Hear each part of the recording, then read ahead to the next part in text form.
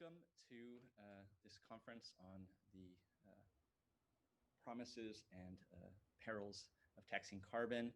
My name is Yogi Hale-Henlin. I'm an assistant professor in the Erasmus School of Philosophy at Erasmus University Rotterdam, and also a member of the Dynamics of Inclusive Prosperity there. And I am Ross Mittiga. I know many of you already. I'm an assistant professor with the Institute of Political Science at the Catholic University of Chile, and I'm very excited to be hosting this conference along with Yogi. The idea for this event was actually born from a conversation Yogi and I had about carbon taxes in my office here in Santiago late last year. Like all such conversations, I think particularly over the last 4 years, ours reflected a kind of tenuous hope or perhaps naive optimism that in the years ahead, the political crosswinds could change, might change, must change. This kind of doubt-resilient positivity, I'm sure, is familiar to many of you who've worked on climate issues. But 1 year later, I think that there's more reason than ever to share our hope. There's now, I think, an undeniable consensus that carbon taxes are an essential, if not necessarily sufficient, tool in the fight against climate change. And carbon giant countries appear to slowly be apprehending this. In the UK, for instance, we see debates emerging over whether to adopt a taxation or ETS scheme post-Brexit. In the EU, lawmakers are pushing forward with the landmark Green New Deal with exciting measures under debate, like a carbon border adjustment mechanism, which could force recalcitrant trading partners to absorb carbon prices into a range of goods. We see the incoming Biden administration in the US appointing Janet Yellen, a vocal proponent of carbon taxation and founding member of the bipartisan Climate Leadership Council, to the head of the Treasury, and more broadly committing to rejoin the Paris Agreement on day one. And as this international trend continues to develop, I think it raises a number of pressing practical and ethical questions. What's the appropriate rate of a carbon tax? How much and how quickly should that rate increase over time? What if democratic publics reject carbon taxation? Which countries, classes, corporations, or citizens should shoulder the costs that carbon taxes impose? What should governments do with the revenues that they generate? The task of answering these questions cannot be left to policymakers alone. It requires real interdisciplinary inquiry, which means drawing together ethicists and economists, social scientists, and legal studies experts. And today's conference is meant to be a step in that direction. Yogi? Oh, Yogi, you're muted. Thank you. Sorry about that. Thank you, Ross. And yeah, to that end, we are really excited to have a wonderful group of people who have been working for a long time on these issues, and the discussions have, been going on for decades. But it seems that we really do have a unique opportunity in the current zeitgeist, and we stand at a threshold when carbon taxes, in one form or another, are not a matter of if, but when and how. So there's a number of questions that we will be discussing today and also beyond, and we encourage our audience and participants to also please ask trenchant questions. You can either in the comment or during the discussion period, you can raise your digital hand and then ask questions there. And some of these questions, have to do with how we go about pricing and taxing carbon. How high is the tax? How swiftly do the taxes increase? We know that energy is highly price elastic, where a 10% increase in price results often in no more than a 2% decrease in use, right? So how do we deal with that price elasticity if it is linear, or is it have another sort of curve to it?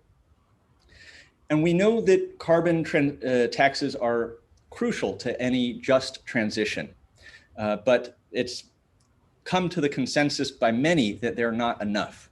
Open questions around how to best actively suppress fossil fuel extraction and use requires losing our innocence about the efficacy of price mechanisms alone. Besides market forces, we may see by market forces alone an increase in fossil fuel consumption, even if alternative measures also increase. In the last 30 years, for example, as renewable energy has increased, we have also seen a net increase in fossil fuel usage. In fact, since the first IPCC report in 1990, more than half of the total combustion of fossil fuels historically have occurred after that date than before. And according to the 2019 UN production gap report, they write, governments are planning to produce about 50% more fossil fuels than currently by 2030. And that would be not consistent with a 2 degrees Celsius warming pathway. And it's over 120% more than is consistent with a 1.5 degree pathway. So the problem we face is not just a technical one about getting the numbers right, but a structural and an ethical one.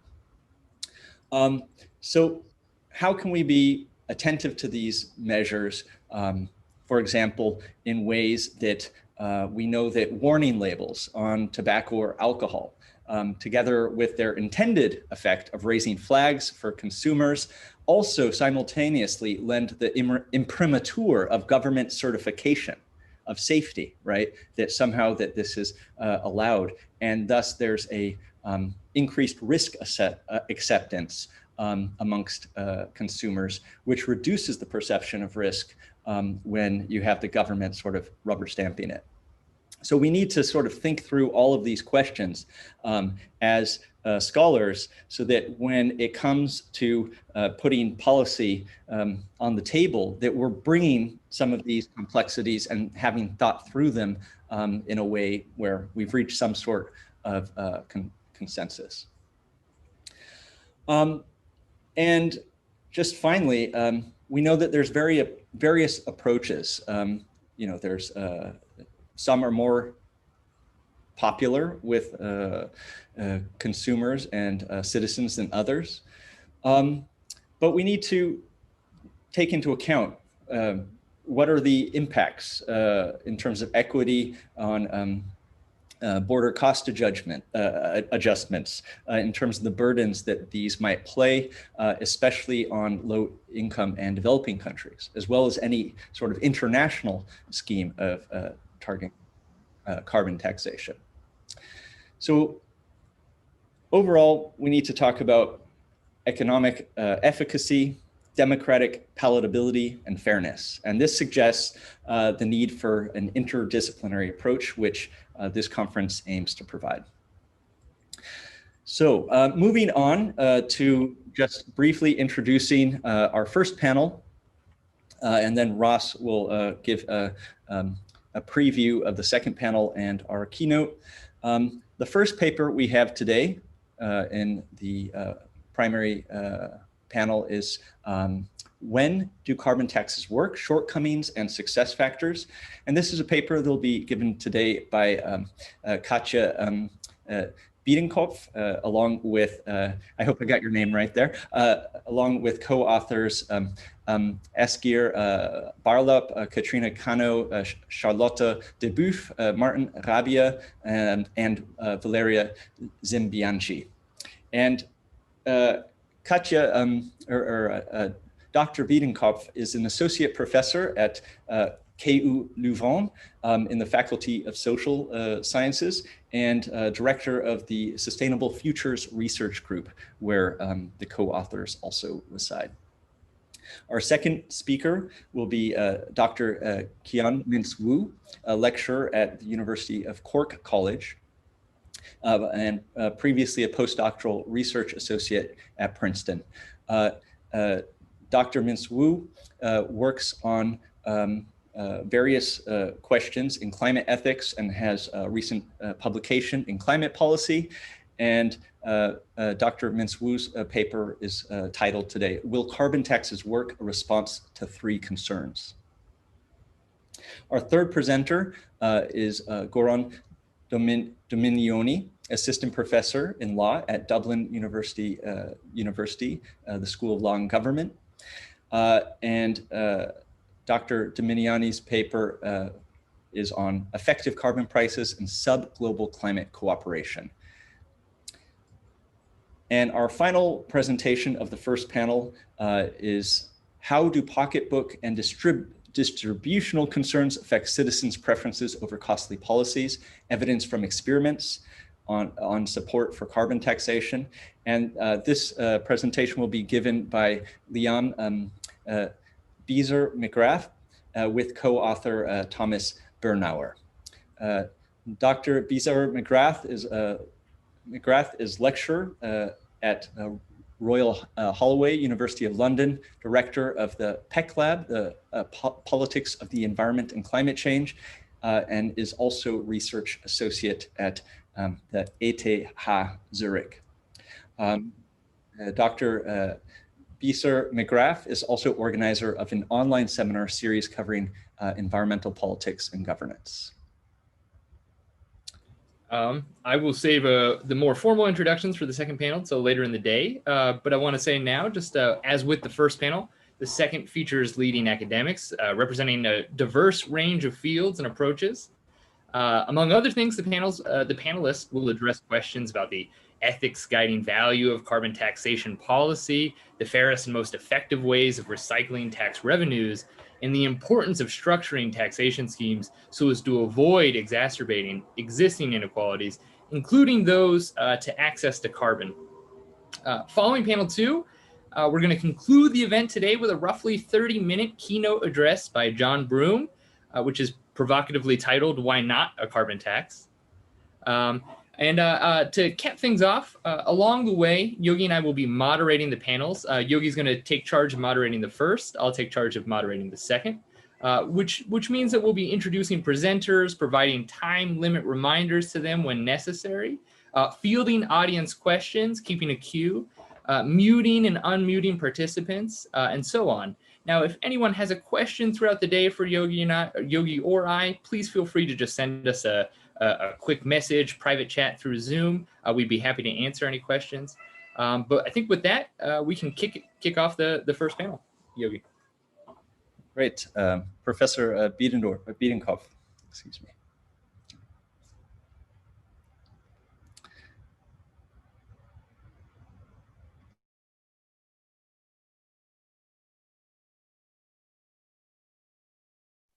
Yeah, so am I unmuted now?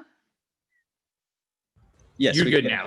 Okay, good. So now I have an external screen and so many screens that I'm not sure what you can see. I hope you can see the slides now. Perfect. Great, good. And you also could read my emails, but that's probably not what we wanted. Thank you very much for inviting not just me, but all my co-authors who Yogi already introduced so well. So I won't need to mention their names. You can see them on this slide as well. So we're a whole team. Every one of the co-authors actually is in the call. So I hope that later in the discussions, it will not only be me, but also my co-authors and colleagues to answer questions or to engage in the discussion. But to make it a bit more straightforward and easy, we decided that I would present the paper now in the first row. What we've tried to do is indeed looking at the shortcomings and success factors of carbon taxes.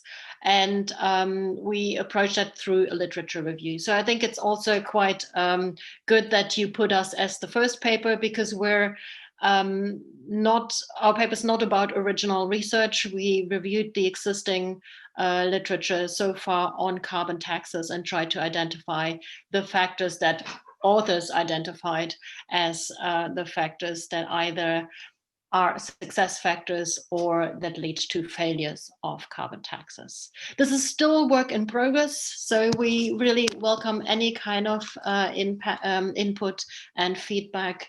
It certainly is not the last version, and we will continue working on it. I first would like to give you a bit of some background information on why we're such a big team and why we're working on carbon taxes. This is actually the first jointly produced output of a new research project.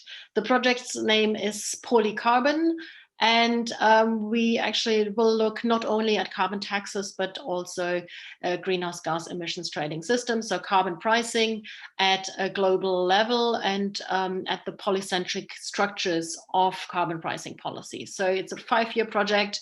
As you saw, we have 6 people. It's quite a nice but also challenging endeavor. And as I said, this is now our very first interaction with the carbon taxes community and with the literature on carbon taxes. I myself have worked on emissions trading, but not so much on the taxation side. So, but let's move to the paper itself. What we did, so we started off with the question, when exactly do carbon taxes work? What are the success and failure factors?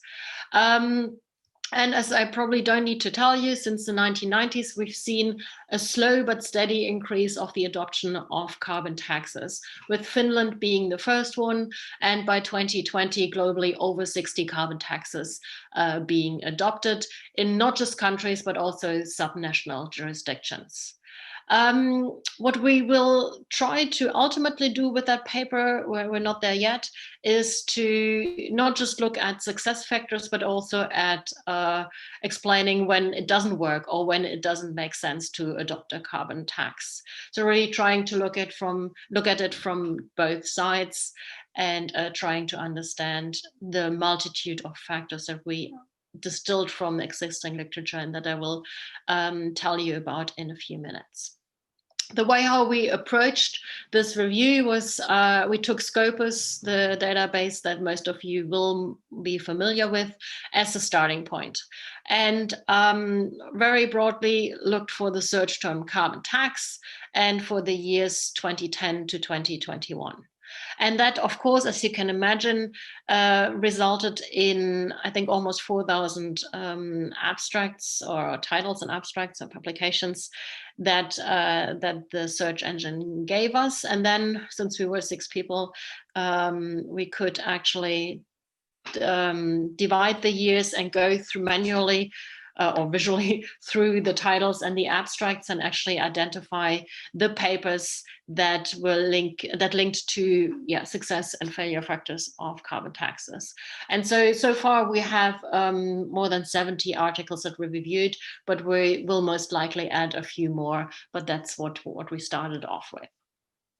Then what we did with the set of 78 articles, I think it was coding in a 2-step approach. So first of all, we again split the publications that we found and coded them according to the success and failure factors that we could find, or that were the results of those papers. We used the software NVivo, which basically allows you to code in a manual way in this software different parts of the text. So we could distill really the most essential sentences or paragraphs of the different texts that we identified. And we first of all grouped them all in a big group. Then in an inductive manner, we identified different groups of those factors. So we really tried to jointly in a session to identify the bigger themes under which then a number of subcategories would fall. And that is basically the structure of the paper as it stands now. We're still facing some challenges of overlaps, maybe the discussion or anyone else has some good tips for how to structure or how to avoid some of those overlaps. So we're still working on that, but we tried to make it as neat as we could for the time being. So as to the first results of that review, we, before I move to the different factors we have identified, we also looked at just the evolution of carbon tax research over the past decade. And what we could find there was that the earlier papers, so around 2010, 2011, they were predominantly more theoretical papers and modeling papers, while the more recent papers, we actually see more and more case studies appearing, and actually many case studies about the Canadian provinces. British Columbia certainly figures very prominently in those case studies, but also a number of other jurisdictions, so not just countries, also subnational entities.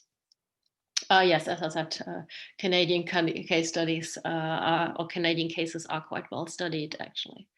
And then also in the earlier studies, the adoption and the design was the predominant theme that that we could find in the different studies that we analyzed.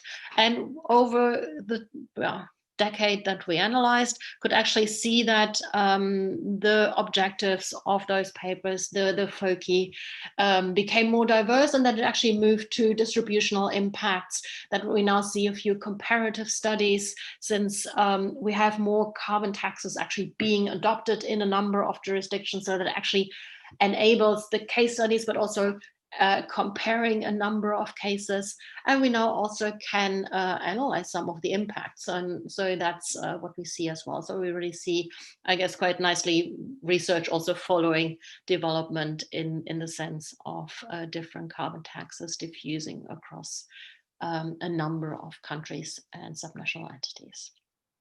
If we now quickly look at the different factor groups that we identified, this is just an overview. So we, in this inductive process of trying to somehow see a pattern in all the different findings that we found, we identified those 6 groups. So the politics of carbon taxes, public support, the design of the carbon taxes, different characteristics pertaining to the jurisdiction, so the country or the subnational entity, behavioral and structural changes, and environmental and economic effects. And actually what we see in those, or one of the structuring reasons for those 6 groups was also that they follow the policy cycle that you can see on the right-hand side of that slide. So you would have the politics, but also, this public support playing a role in the agenda setting, but also in the decision-making phase of a policy or a carbon tax in this case. The carbon tax design, of course, is very important in the policy shaping. What exactly does the tax look like? The characteristics of the jurisdiction adopting it, of course, does play a role in the agenda setting, the policy shaping, and the decision making. And then behavioral and structural changes and environmental and economic effects play a role in evaluating the policies, the carbon taxes that were adopted. And I just saw, and I missed, jurisdiction characteristics, of course, also play a role in the implementation of carbon taxes. So we hope to cover the whole life cycle of a policy in a way with those factors and the different themes that we identified. What I just would like to do is quickly go through all of them and tell you about the sub elements of those factor groups without going into too much detail in the interest of time, of course. So what a number of authors identify and see as a factor explaining why a carbon tax was adopted is favorable political majorities. So that was actually considered an important condition in a number of studies. For example, in Finland, the first carbon tax in 1990, that was enabled by a general political support for moving forward with groundbreaking environmental policy. And we see a number of other such findings and stories. A number of authors also emphasize the importance of policymakers' personal commitments and their motivation to promote a carbon tax. And that's what we clustered under the policy entrepreneurship. So it actually seems, at least in the Canadian cases, that is where we find most of those studies, that individual politicians mostly took ownership and pushed for the adoption of carbon taxes for various political reasons. External reputation is something that was mentioned in a case study on Alberta, but we don't find it in that many cases. And the reasoning here was that actually to ensure that Alberta, in this case, was not perceived as a laggard.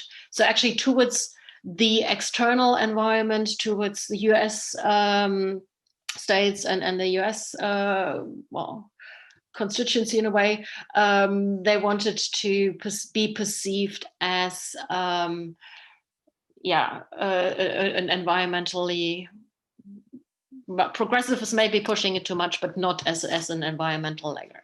So the external reputation side there seem to have played a role for actually enabling the adoption.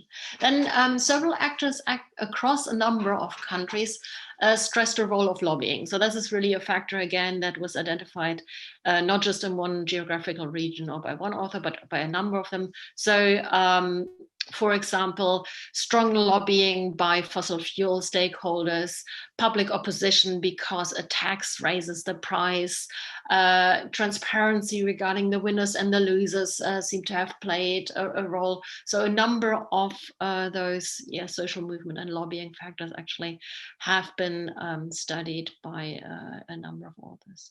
And then what we also could find in this broader group of politics was that carbon taxes actually are not always the highest political priority. So actually sometimes they were kind of riding on a wave and remained a bit under the surface in a way, because, for example, economic recession changed the public's focus and prioritized a number of other issues, or led to the election of a certain person who then was in favor or against a carbon tax. So actually, the factors explaining the adoption of the carbon tax don't necessarily link very much to the carbon tax, which is a very difficult factor, I would say, to generalize, or maybe you can't generalize from it. Moving to the second factor group that we identified is public support. And we also have, I think, more than one paper in this and the next panel, which looks at this very important aspect. So it's essential to adopt and implement a carbon tax to have some kind of public support. At least that's what most authors argue and find. The citizen's characteristics, so a person's individual context and personal nuances influence public perceptions of a carbon tax. So household income, even whether was in the jurisdiction where the tax was introduced, was found to explain partially the adoption or rejection of a carbon tax, but also whether individuals live in urban or rural areas. And so not just factors linked to the tax, but also to the citizens were found in a number of cases.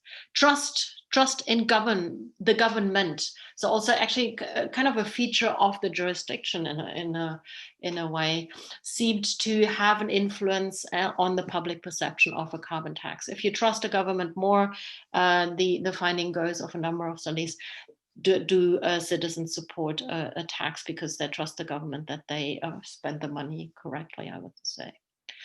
Transparency is along the same line, but that actually is a factor that where you see contradictory findings. Some authors find that more transparency about a carbon tax increases support, transparency about the spending, about how it works. But some others find that actually the more information citizens get, the less they favor the tax and the more they favor other kinds of policies. So here it's a bit of a double-edged sword. And I guess it depends on the interaction with a number of other factors, whether it plays out in the one or the other direction. Perceived fairness, of course, influences public perception. And that links very much, I guess, also to the first point, to the individual context in which a citizen finds him or herself.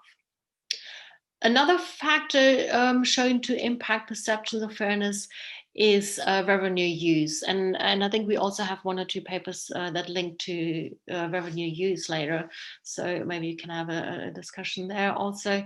And that is, well, we actually find quite some consensus on that one, that most public support can be generated through earmarking. So when the revenue is earmarked for a certain investment, and mostly investment in low carbon technologies and projects.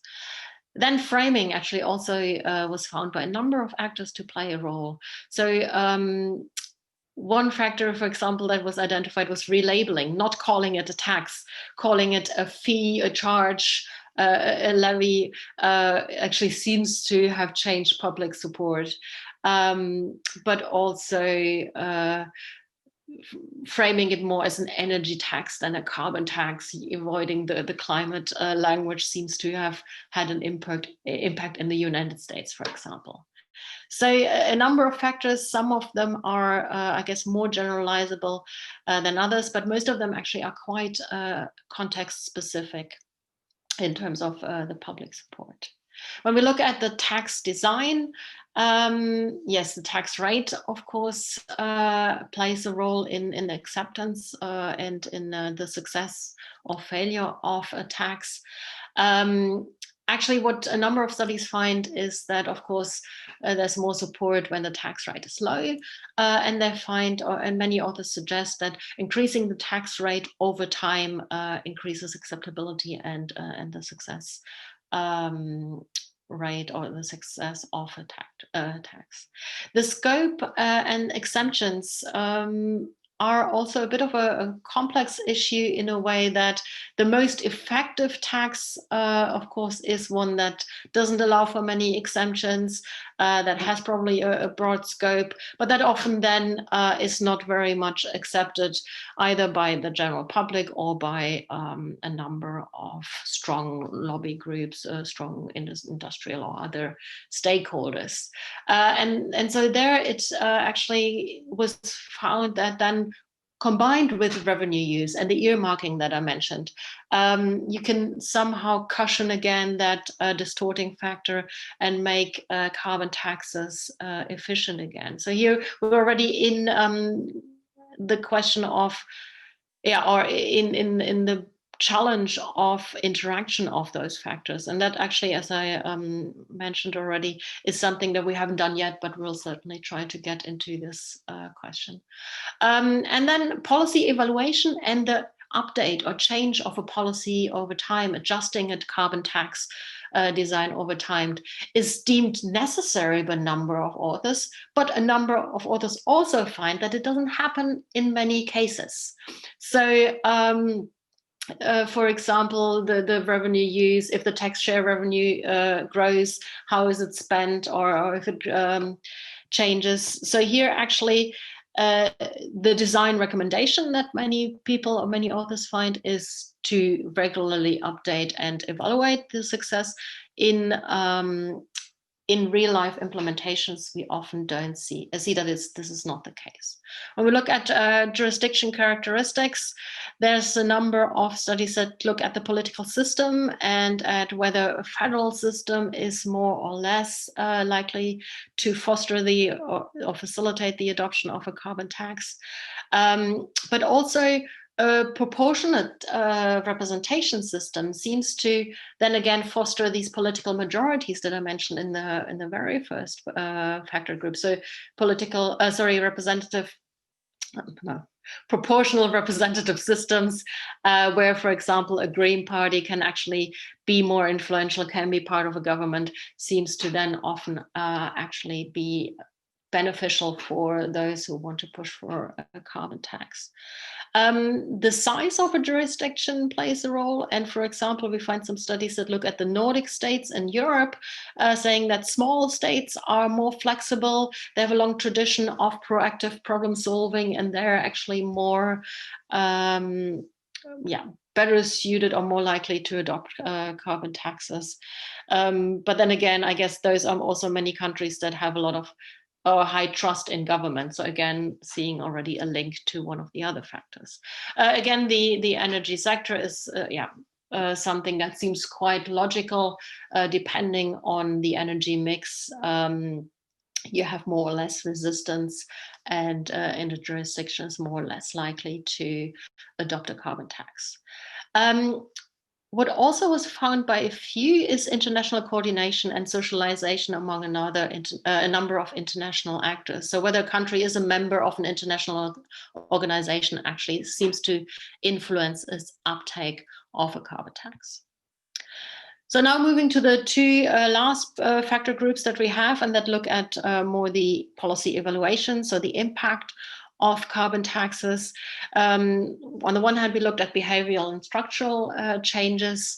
And there actually we found that there are not that many studies that really focus on these aspects specifically. Often it's one of a number of other results that are mentioned and found in studies. So carbon taxes result, hang on, so now I lost my thread. We have less than a minute more. Okay, good. Yes, so then I very quickly, it's actually many factors, I should have timed it before. And then the economic and environmental effectiveness, we very quickly going through it. So on the environmental effects, we actually don't necessarily see so much consensus as we see on the economic effects. Are often authors find that it has an impact on GDP loss. Environmental effects, we sometimes find studies that actually see that reduction of greenhouse gas emissions is achieved, and others are a bit more cautious about that point. And also, as I said, we actually recently seen more studies that really look more into the distributional effects. Wrapping up, the next step that we haven't done yet that we're currently working on is the interaction. I already mentioned a few interactions of those different factors, either directly made in the studies that we reviewed, or that we can maybe also link ourselves in with a certain approach, and also the mapping in terms of what kind of methodological and geographical spread do we have, where are the gaps in the literature. That's something that we're currently still working on. So this is very quickly running through all of this complex literature and the findings and the structure that we currently gave to the different success but also failure factors on carbon tax research so far. Thank you very much. Thank you very much, Professor Biedenkopf. And we will have questions after our second paper for the first two papers. So now we have Dr. Kian-Min Wu. Great, thanks so much. Thanks to all of you for being here and for listening. I'm very excited to be part of this group. I think this is a really wonderful event. Hopefully I am screen sharing now. Am I sharing the slideshow or my whole screen? Let's see. Your whole screen. Okay, let me share just the slideshow, 1 second. This should just be the slideshow. Perfect. There we go, thanks. And feel free to butt in when I have 2 minutes or 5 minutes left or something like that. Great, so the question today is about how carbon taxes will work and some concerns and how they relate. In particular, I want to connect this to the crisis we're in. So the first thing to say is that I'm going to advance two main claims in this discussion. The first is that COVID-19 is a good time to introduce or strengthen carbon tax policies. So this draws on some work that has currently been done. And then I'm going to extend this into the topic of today, which is about 3 common objections. So these are not all of the objections, as we saw in the previous talk. There are many, many different ways that carbon taxes can go wrong. But I think that these are maybe common misconceptions or maybe worries that many people would have. And the idea is to address them in a way that might be accessible and might be of interest to the broader public. So the 3 objections that I'm interested in here are that they won't change behavior, they'll increase inequalities, and that they stand in the way of fundamental systemic change. Oh, and by the way, at the end of the presentation, I'll also upload a PDF of this presentation to the chat in case people want to go back and look at it. Okay, so these are the three concerns. They won't change behavior, they'll increase inequalities and create unfair burdens. And what is really need is systemic change. Okay, so that's by way of introduction. The beginning is to defend this idea that carbon taxes should be introduced or should be strengthened in the crisis conditions that we find ourselves in the COVID-19 pandemic. And I think that that should perhaps be surprising. Many people would think that during a crisis is an exceptionally bad time to change policy. And there are reasons to think so. But I think that a fairly substantive case can be made that actually this particular crisis presents several conditions which make it an opportune time to do that. And the final of those considerations brings us to social acceptance, which is one of the considerations that Professor Biedenkopf mentioned many times. One of the issues about carbon taxes, of course, political acceptability, political feasibility, and that rests largely on what the public thinks. And so I'm going to suggest that several of the concerns that many people might have can be addressed. Okay, so the first of the two claims that I want to discuss in this presentation is that it's better to introduce carbon pricing now, that is during the COVID-19 pandemic conditions, than under normal conditions. So what are those conditions? So the first component of the crisis that's relevant here is low energy prices.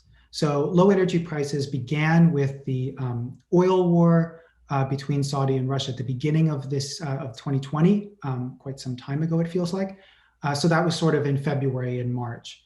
And of course, it was exacerbated subsequently by low demand. So initially, there was a glut of oil as they had this price war, and then subsequently, energy prices continued to be low because of low demand. And that's, of course, due to the pandemic. And I've got a link there in case you want to read about it. The second component that's really important are the shocks. So there were supply and demand shocks, and these were really important for several reasons, but the ones I'm focusing on have to do with the changes in supply chains. So in particular, supply chains were radically destabilized with many kinds of companies trying to figure out how to generate supply chains that were more robust, right? So the issue was that as labor and parts and production was interfered with, that meant that they had to trade off more efficient supply chains, which had been the sort of common way of expediting supply chains, for ones that were more robust. And also there was sort of political and social demand for onshoring. And so there was a lot of process that were onshored. And finally, we have the massive expansion of public balance sheets. So one estimate from the Financial Times found that the OECD countries face a debt that looks roughly of the size 17 trillion due to the coronavirus. So that's a, 17 trillion here, 17 trillion there. Soon we're talking about real money. So the question is, what can a carbon tax do in this context? And in a couple of pieces, I've argued that with colleagues that taxes should be introduced or strengthened now. And just quickly to give you an idea of how that interacts with these conditions, given we have these low energy prices, if consumers, or insofar as consumers are mentally accounting for the pre-shock prices, the prices now are lower than the pre-shock prices or normal prices, roughly speaking. So harm to consumers would be lower in terms of raising the price than usual. And of course, this would have the side effect of reducing demand, right? Lower prices, normally you would want lower prices to counteract the cost to the economy of the coronavirus crisis. But lower prices can't act as a stimulant insofar as products are unavailable. So where I am, I'm calling from Ireland. In Ireland, we're under a very strict lockdown for a 6-week period, and non-essential shops are closed. So it doesn't matter if things would be slightly cheaper in terms of getting them to the store if they're not available. And several, in less dramatic ways, this is true for many under the crisis conditions. So in the supply and demand conditions, the issue is that changes in production are already occurring. So there's this onshoring processes, there's these changes in supply chains. And so in that sense, responding to carbon pricing, I would suggest, would be less costly when these are already being changed, or when they're in this creative destruction context. Responding to the incentive effects of carbon pricing would be less costly for production processes. And finally, of course, the important thing, which is that carbon pricing is a source of revenue, at least in the short term. If it's working well, it's a short-term source of revenue, but it is a source of revenue. And if used transparently to address COVID-19 and or reduce regressivity, potentially justifiable. Okay, so that brings us to the main questions that we have, and it's particular how we would justify that to the public. How would we reduce regressivity? How would we explain that that happens? So as I'm structuring this, I want to discuss it in terms of three kinds of common objections to carbon taxes that you might hear. So the first concern, and I think this is really intuitive, is that carbon taxes won't change any behavior. So I want to address this sort of at several different levels. We can think theoretically, we can think, let's suppose we could divide society up into those who could respond to the tax for any given size of tax, and those who wouldn't. So we can divide those into those who would continue to consume at high levels, those who would continue to consume at low levels, and those who would change their consumption patterns or their energy use patterns if there were carbon taxes. And so theoretically speaking, it might be easy psychologically to think about, oh, I'm in either the high consumption and I can afford it, or I'm in the low consumption group and I can't afford it. But it's the middle group is going to be both smaller and sort of harder to see yourself in. And a lot of consumers don't recognize that there's this group. But when you think about it theoretically, there has to be this group for any size of carbon tax. And then the empirical question is how big that is, of course. So that's a sort of a theoretical case. Now we can talk a little bit more practically. So practically, in terms of the evidence we have, of course, there are taxes that have changed behavior. So familiarly, carbon taxes are taxes that tax bad behavior. We can add taxes to other bad behaviors, and of course, cigarettes are an infamous one. And taxes do decrease consumption. They change consumption patterns. Behavior changes with cigarettes. But you might think, okay, well, how does that apply to the carbon context? So the good news is that just this year, very recently, Best and colleagues have looked quite comprehensively at carbon prices across the globe. And when looking at them, they have found statistically significant reductions associated with having a carbon price. So in particular, a carbon price is associated with a statistically significant 2% reduction in carbon dioxide growth. And it seems to be dose dependent. With larger prices, we get larger reductions. But you might still be concerned and you might think, okay, well, carbon prices in general, but we want to think about carbon taxes. So if we think about carbon taxes, as Professor Biedenkopf mentioned, British Columbia is one of the most well-studied cases, one of the successful cases, let's think. So in Canada, British Columbia found that a broad-based carbon tax, and there it reached ultimately 30 Canadian dollars per ton of CO2, was estimated to reduce emissions by somewhere in the range of 5 to 15% relative to the trend. And moreover, it did so while not burdening the economy. So at all of these different levels, we see, I think, robust evidence that carbon taxes can change behavior, and that taxes can change behavior, and carbon taxes in particular can change behavior. Okay, what about the second set of problems? Well, the second concern that I think a lot of people have is that carbon taxes increase inequalities, or they generate unfair burdens. So of course, it's true that if you look at the post-tax implications of carbon taxes without looking at post-tax and transfer distributions, they will be regressive. Now, I say they'll be regressive, that's not a universal law. There actually are contexts where they will be less regressive or maybe even not regressive. There's some funny cases where only very wealthy people, there's some jurisdictions where only wealthy people have cars. So those who are poor enough not to have cars don't end up having a large amount of extra tax. But anyway, that's sort of an edge case. In most cases, yes, it's going to be highly regressive to introduce carbon taxes, but it's only going to be regressive if you're not thinking about what those taxes can do, because carbon taxes bring in, again, at least in the short term, a very large amount of revenue. And if that revenue is used in a systematic way, a fairly robust result, and I'm partially going to defer to later speakers. So I know that Paul Kelleher and Mark Fleurbet are going to be discussing this later on. But I think that it's quite a robust result that you can use that revenue in some specific ways, which we can discuss and we will discuss in later panels, to reduce the regressivity and even in many jurisdictions make it progressive in net terms. So what about unfair burdens? So Lucas Tank, who I believe is on this call, I'm glad he's here, argues in a very recent paper that the policy will generate unfair burdens. So one way of thinking about this is that those who are in that middle category or in that low category will have to pay, whereas the wealthy category, the one that doesn't change and will just pay the cost and it's not a big deal, will have much less of a welfare cost for addressing the carbon price. But I want to suggest that the burdens would not be unfair if we are using the revenues in the right way. In particular, we're reusing those revenues in ways that offset the regressivity, again, at least for the short term, during which behavior has changed little or not at all. And importantly, that this need not undermine the incentive effects. This shouldn't undermine the chance that the tax incentivizes reducing carbon usage. Okay, so the final objection, and I think that this is actually highly influential, especially among activists of certain types.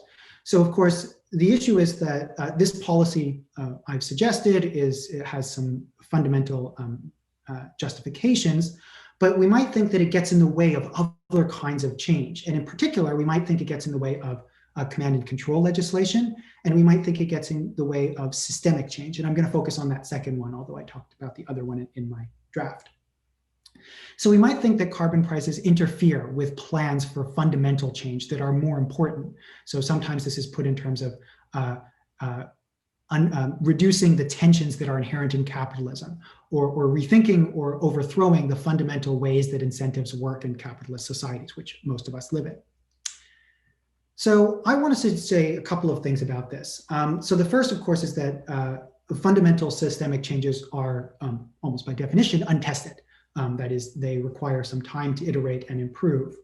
And of course, we should also expect that with systemic changes, many people have very different views about what systemic changes would point towards. So we should expect disagreement about what changes are, how to change our society, and to what extent we need to wait for those, to learn how those changes affect fundamental systems. So my suggestion is that if we assume that systemic change substitutes for direct, immediate climate policies, then this would lose time. And given that climate change is such a pressing problem, and of course the fact it's a pressing problem is largely due to the fact we have failed to address it in a timely manner in the sort of decades that have been lost. So that's of course not, that's the responsibility of some people, but in the circumstance we find ourselves now, we have little or no time. And that means that trying to address systemic changes seems like it costs time that we don't have. So we can put this in a little slogan, and I suggest we could say that fundamental change takes time, because we sometimes say change takes time, right?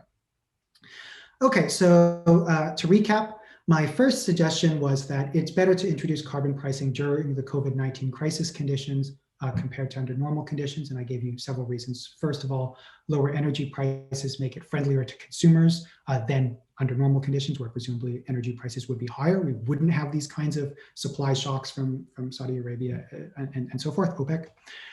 The second is that the shocks mean that the market has already destabilized, so to some extent, production chains are being reshored, onshored, et cetera, and are being reevaluated. In that context, responding to a carbon tax incentive would be better in this, easier in this circumstance than it would be if there was not this kind of churn. And the third is that fiscal pressures on the public purse make revenue especially valuable in this context. Now, that isn't to say that we need to pay for all of the pandemic costs immediately. Costs of borrowing are relatively low, but of course, diversifying sources of revenue in the medium and long term is extremely important. The second claim is that three common concerns can be met. So the first is I wanted to suggest that several different lines of evidence suggest that behavior changes in response to prices, whether that's non-carbon prices like cigarettes or carbon prices and carbon taxes. And the second consideration is that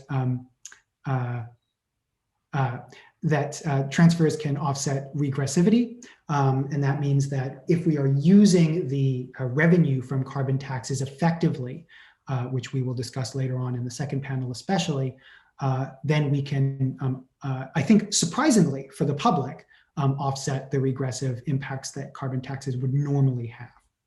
And then the third, and I think maybe most interesting or recent claim is that the concern is that we need to address systemic problems, and climate change is maybe an offshoot of this broader set of systemic issues. And if we're not addressing those, then we're sort of missing the opportunity. But I wanted to suggest that in this case, given the importance and timeliness of the climate challenge, if there is a substitution between systemic change and climate policies, immediate climate policies, then that would take time that we just don't have. And so my suggestion is that fundamental change takes time. And so we shouldn't try to pursue systemic change, or at least not at the cost of immediate policies.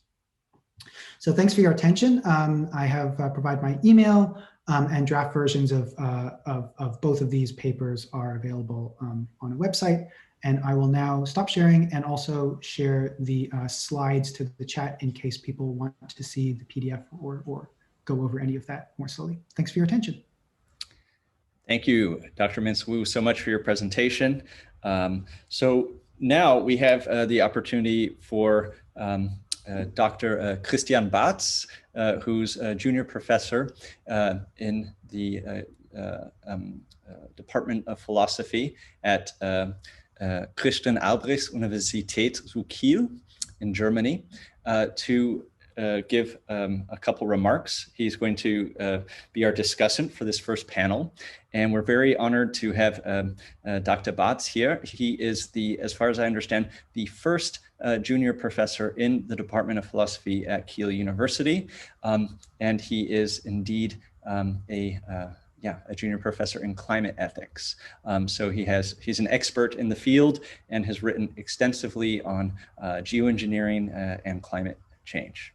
So Dr. Batz, if you could give us your discussion comments. Thanks, Yuri. Thanks for the very kind introduction. I think I'm currently the only junior professor here, but there have been people before me with that title. Anyway, that's not really important. Let me briefly try to share my screen to illustrate my thoughts a little bit further. Okay, I think, yeah, you do see the presentation mode, correct? Yes. Yeah, okay, then I can start. So I'll start with Katja's paper, if I may. So thank you for a very detailed paper already, and for scholars like me being more familiar with the kind of ethics, such reviews are immensely helpful. So you say you're still working on the analysis and mentioned overlaps between the factor groups. I think that probably will be impossible to avoid all the overlaps. At least it helps me if categories are as clear-cut as possible and overlaps between them are minimized. So in the following, I raise a couple of concerns regarding your factor groups and kind of subcategories. And my hope is that this kind of, to provoke discussion here among us and then in the further development of the paper. So at first, it seems to me that you actually do more than you claim. I understand that in the paper or in the presentation also, your aim is to identify shortcoming and success factors of carbon taxes. And it seems to me that the last two factor groups, behavioral and structural changes and environmental and economic effects, that these are not factors that influence the success of a carbon tax, but rather that they are indicators of success. So I probably should click here if I have a presentation.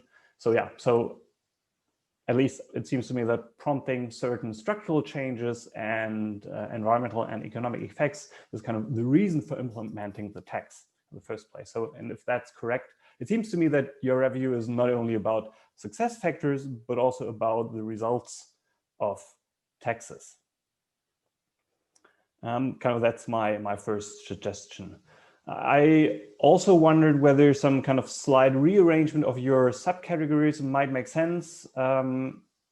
As said, I just provide some ideas. That's probably not really a solution, but may provoke thoughts that lead to a really fully convincing proposal of yours. And here is here's a table, and in red are those categories that are relabeled or moved around. And let me briefly try to explain what I did here with a slightly better, bigger overview. So the first factor group is labeled political factors. And I mean, that makes sense, but it's also it sounds very broad to me. If you're discussing carbon taxes, which is a political matter, it seems to me that most factors are political in a way. So I wondered what could be a more specific term. I didn't have very good ideas, but I wondered whether clarity may increase if the two first factor groups are understood more agent-centered, so more focusing on the agents that act. And in that sense, I thought about, well, perhaps that first factor group could be also called political situation and agents, And if you do that, then of course, policy, entrepreneurship, and external reputation are, I think, obviously connected to politicians and what they do. But I think if understood like this, that would be also a reason to move transparency here from the public support category in, I need to slightly move my own panel here, video panel here, to move that to this category. So, because at least how you present the issue in your paper, you refer to the transparency of policymakers and different things that politicians do to make things more transparent or not. So in that sense, it could belong into that category. Of course, transparency does influence public support, but I believe that almost all the factors that you identify do that. So that alone shouldn't be a reason to put things in the public support category. Here, I think public support rather is a reaction, or lower or higher public support is a reaction to what happens in terms of transparency here by political agents, or that's at least my idea. So likewise, I should suggest to move lobbying and social movements down to the public support category. In the text, you refer to lobbying, social movements, stakeholders, public opposition. When you explain that category, and all these are, I think, agents who of the public sphere and who influence public support. So hence my suggestions put it there. I think you, through how the paper talk about perceived fairness, so I suggest simply to avoid misunderstandings to also label the category like that. I suggest to kick out revenue use here in this public support category because it's already part of the category that is below that here, the carbon tax design, and I think it's desirable to have each sub-factor group or subcategory only in one, showing up once. And again, here, revenue use strongly support public support, but I think other tax design characteristics do so as well. Finally then, or here my last comment on that is the framing. I think that's a tricky issue, but in the paper also you refer to a lot of framing by politicians, obviously, which would be a reason to move the framing up here in that category. Of course, many other agents frame as well, and the most important, or possibly a very important agent here is the media. But I also think the media does more than just framing. They also contribute to agenda setting. They even may be involved in some silencing. And I think if we looking at climate policies, for example, in the US compared to Europe or Germany, they do seem to play a very, very important role. So I wonder whether that is a reason to give media a subcategory of its own. So I think I already talked quite a bit about that paper, so I should quickly move on to at least say a little bit also on Kian's paper. Here, my first comment or question would have been about these three categories that Kian mentioned, but from his presentation, I now understand that I think I misunderstood the paper. What you're saying is, I think that these groups are kind of made up. So all people who do not change their consumption are by definition in this first group. And then all that makes sense. And my question is actually already answered by a presentation. Another thing I was something else I was thinking about is that I'm not sure you fully respond to key concerns in Lucas Tang's argument about carbon taxes, even if they're kind of progressive, still involve unfair burdens. But as you said, and I already saw, Lucas is here himself, so I don't take up more of my time and let him ask that question if it's relevant at all. I also quickly, I don't here go into my second point, but rather jump to my third and final point. I think you make the kind of very interesting argument that kind of briefly, fundamental change takes time, and we don't have that time because emissions need to go now. And I think that's very much correct. But I also think it seems that you're assuming that until we have this new kind of societal system, emissions will continue to be high or rise. And of course, that can be the case, but I don't think it's necessarily the case. So, for example, if we have kind of a system change or an abrupt system change, kind of like revolution-like or or collapse scenario, then that would not be the case. Of course, we would need time to kind of recalibrate that system to have, in the end, a desirable societal system. And I totally agree with you that this takes a lot of time, but it may be that in this kind of testing phase, emissions are not high. So at least it seems to me that part of the radical left do think that kind of these more revolutionary collapse scenarios are in a certain way desirable, or at least much more desirable than what we have at present. So I think the way you present your argument, that's not really convincing to me. I think you should either argue that such abrupt system change is undesirable, or that it's unfeasible at present, or even both. Or you could also try to argue, I think that, and possibly convincingly, that less radical but feasible policies may pave the way for more radical policies, and hence societal changes at a later change. So once the fossil fuel path is left, or we are on our way from that path, new constellations and opportunities may emerge. So I think there are, that I think is a good argument that you can make, but kind of the way you kind of briefly present it here in the paper doesn't fully convince me, and that's kind of what I try to bring out here. And I do also think I ran out of time, so I stop here, and thanks for your attention. Thank you, Dr. Batz, so much for your comments. We will have time at the end of the panel briefly for audience comments as well that we've been receiving.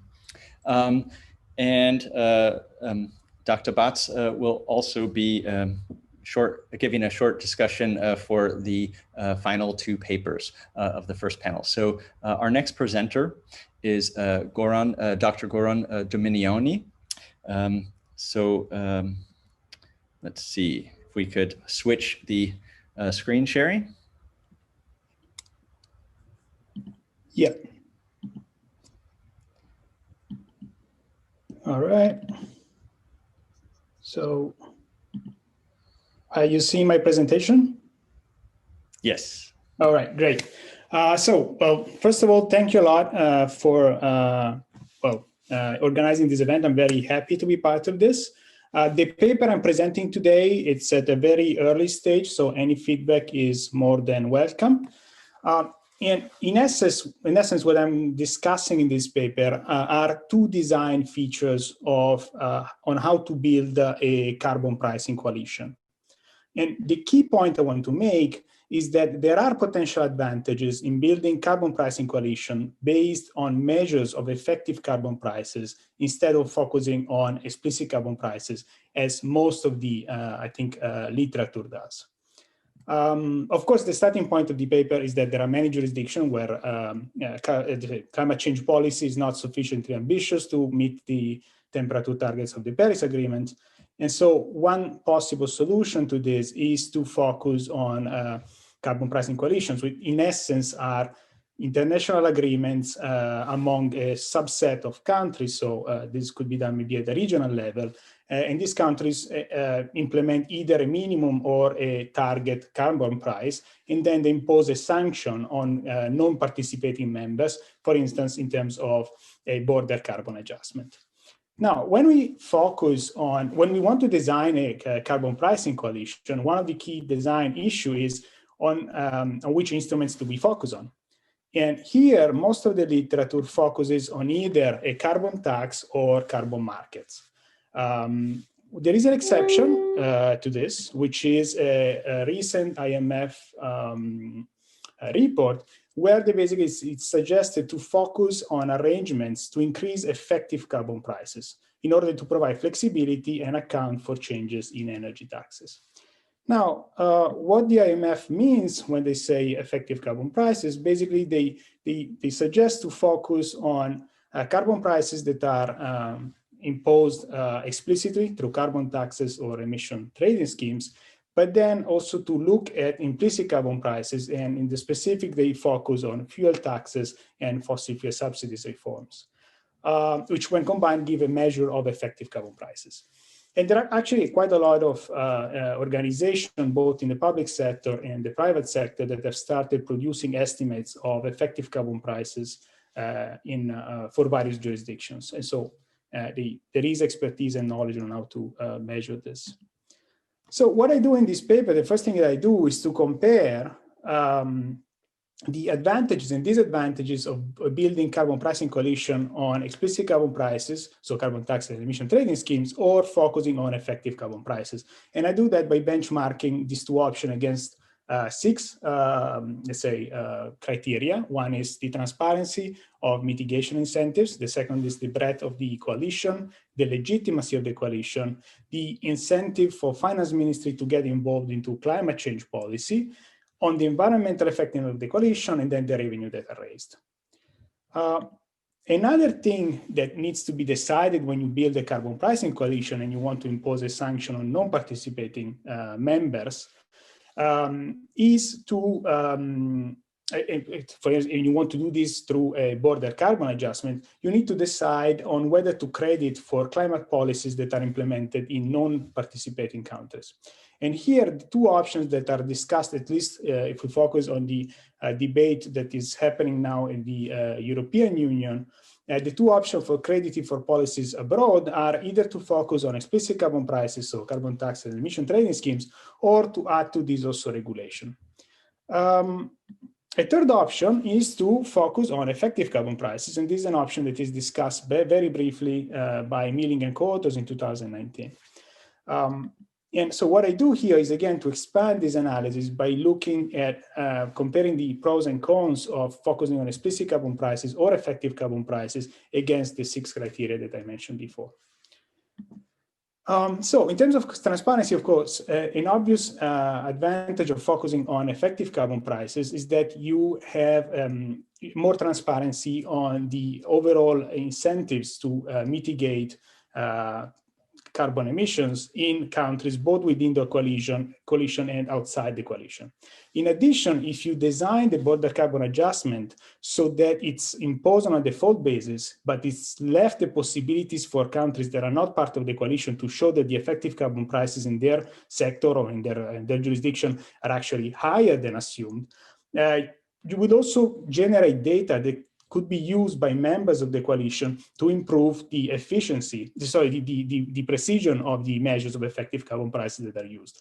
And this could be particularly important with regards to negative carbon prices that are imposed through fossil fuel subsidies because there is actually quite a lot of paucity of data on what are these fossil fuel subsidies in many jurisdictions, as probably most of you know. Another advantage of focusing on effective carbon prices is, of course, that you may enable to have a broader coalition. And as also some of the speakers before have mentioned, there is actually quite a lot of, there are often problems implementing explicit carbon prices because there is public opposition, because there is business opposition. And especially in some developing countries, there is also the problem of lack of sufficient government capacity to implement especially emission trading schemes that are quite complex type of instruments. And so if you allow countries to participate with the coalition by allowing them to, for instance, implementing a fuel tax or reducing fossil fuel subsidies, this could increase the size of the coalition. Focusing on effective carbon prices could also increase the legitimacy of the coalition. And this is particularly important in a context in which the coalition imposes a border carbon adjustment, which could be actually subject to WTO law contestation or simply trade retaliation. And in essence here, if you focus on effective carbon prices, you give an actual opportunity to countries that may not be in the position to implement an explicit carbon price to avoid the imposition of the border carbon adjustment. In addition, there is also the option to design the border carbon adjustment so that for developing countries, I mean, let's say generically speaking, you would give them the possibility to focus on effective carbon prices, while for developed countries, you may restrict the possibility to avoid the imposition of the border carbon adjustment, focusing only on explicit carbon prices. And this could be a way of implementing the CBDRC principle, which of course is important in this type of, in setting up this type of coalitions. Another benefit of focusing on effective carbon prices is that it provides stronger incentive for the participation of finance ministries into climate change policy. And I say that because if we look around the world, many explicit carbon prices policies fall under the auspices of either the Ministry of Environment or specialized agencies like in California. While fuel taxes almost always fall under the auspices of finance ministry. So if you have a debate on the effective carbon prices that have to exist within the coalition or outside the coalition through the imposition of the border carbon adjustment, then you bring the finance ministers within the policy debate, and you may get them to get more engaged in climate change policy, which is something that is recognized as positive both in the literature but also by organizations like the IMF and the World Bank, because of the political influence that they have compared to environmental ministries or specialized agency, and also because, of course, they control the budget. In terms of environmental effectiveness, okay, there is, generally speaking, if you substitute energy taxes with explicit carbon prices, you get higher abatements because the incentive to abatement is more precisely targeted to the emissions that are released in burning a particular fuel. However, when we look at the effectiveness of two types of coalition, one that focuses on explicit carbon prices, one that focuses on effective carbon prices, we need to take into account also the benefits that we may have in terms of transparency, breadth of the coalition, legitimacy, which also relates to the longevity of the coalition, and the involvement of finance ministries. So at the end of the day, which of the two options performs better, it's an empirical matter. And lastly, I want to stress that, of course, deciding to focus a coalition on explicit carbon prices or effective carbon prices can be very consequential in terms of the revenues that are raised. And to give you an example, if we look at explicit carbon prices estimated by OECD in 2016, in Korea and the Netherlands, we see that in Korea we had an explicit carbon price of $7 per ton of carbon, and in the Netherlands this was $4 per ton of carbon. Now probably will be a bit higher because it's, the allowances, prices of allowances have gone up. If we look at effective carbon prices, the situation is very different, because South Korea would have only $11 per ton of carbon, while the Netherlands would have $59 per ton of carbon. With this, I don't want to say that focusing on effective carbon prices, for instance, the European Union could raise more revenues, because if we look at the map of the world, actually many jurisdictions don't have an explicit carbon price in place, but most of them will have an effective carbon price in place through the implementation of a fuel tax. So overall, what I'm trying to say is that building carbon pricing coalition and border carbon adjustments that focus on effective carbon prices may have various advantages over alternatives that are more commonly discussed in the literature. And in terms of transparency, breadth of the coalition, legitimacy, involvement of finance ministries, and the environmental and revenue raised, it's not very clear which one of the two options would perform better. So I'm not saying that focusing on effective carbon pricing should be the way to go. I'm just saying that there are probably some advantages that are not really taken into account in the literature, and I would like to highlight these advantages in this paper. So this is the idea that I'm sharing here are based on a very early draft paper that it's available online on the subglobal climate cooperation built on effective carbon prices. I'm also happy to share it by email if this is someone is interested. All right, thank you. Thank you so much, Dr. Dominiani. That was great. And now we have our final paper for this panel, and that's Dr. Liam Bieser-McGrath's paper. Thank you. Hello. Thank you, Ross and Georgi, for organizing this, and thank you for everyone attending. So I'm going to be talking about carbon pricing, political feasibility, very much focusing on the individual level, and very much, sorry, can you still see my share here? Yes. And if I flick through, okay, great. So usually I would start off by discussing what carbon pricing is, why it matters, the issues, but obviously you're a very well-informed audience, and everyone that is presented so far has really set the scene very much for this. So I'm just going to go straight to what the paper is about. And so this paper is very explicitly about individuals' incomes with regard to the effect of carbon taxation and how this affects their political preferences. So why focusing on individuals' incomes? Well, the whole point of a carbon tax is that it's working through a price mechanism. We're trying to change the incentives of firms. We're trying to change the incentives of individuals in terms of their consumption and production.